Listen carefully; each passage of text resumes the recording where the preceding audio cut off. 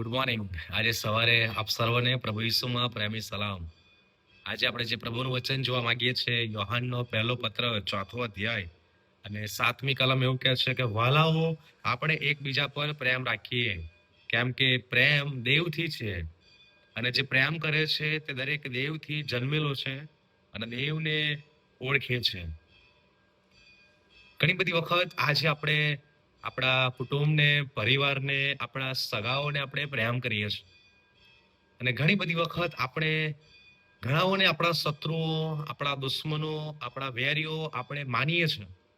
પણ અહીંયા ઘણા યોહાનના પહેલા પત્રની અંદર ચોથો અધ્યાય અને જ્યારે 7મું વચન વાંચીએ છીએ ત્યારે કહે છે કે વહાલાઓ, આપણે એકબીજા પર પ્રેમ રાખીએ. આજે આપણે ઘણી બધી વખત પ્રેમ રાખવાને બદલે ઈર્ષા, અદેખાય, વેરભાવ, કજિયા, કંકાસ, ટંટો, દ્વેષ, ઘણી બધી બાબતો આપણે રાખીએ છીએ, જે પ્રભુના બાળકો તરીકે ઓળખાતું નથી.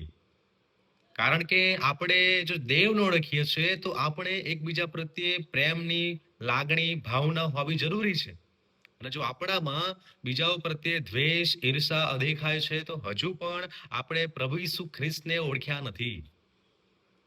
કારણ કે પ્રભુ ઈસુ ખ્રિસ્તને ઓળખનાર વ્યક્તિ, બાળક, વિશ્વાસી એકબીજાઓ પ્રત્યે પ્રેમની ભાવના, પ્રેમ પ્રગટ કરે છે એના જીવન દ્વારા, ચરિત્ર દ્વારા, એના સાક્ષી દ્વારા.